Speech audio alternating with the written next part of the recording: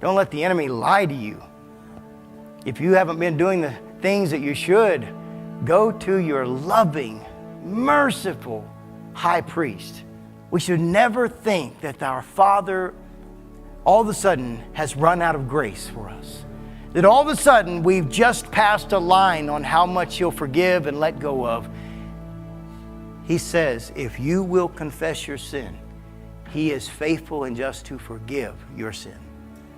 If you will confess, which means if you will agree with God that what you've done is a sin, with a heart that desires to turn from it, He forgives, He cleanses, and He gives us the power to turn from it.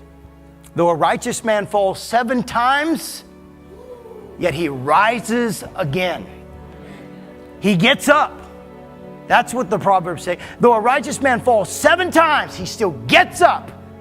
And he keeps going back to the Father, receiving the mercy, pressing on.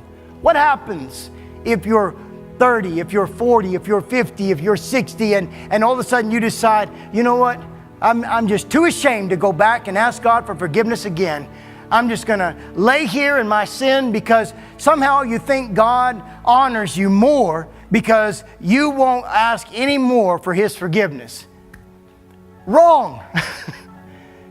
Wherever point you stop going to Him is the point you stop producing fruit. Don't let the enemy lie to you so that somehow you feel like you're this greater person of faith because you won't approach Him anymore.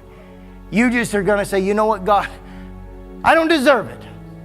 I don't deserve it, so I'm not even going to go ask you anymore. I'm just going to stay here in my sin. And somehow we think that God honors that. He does not honor that.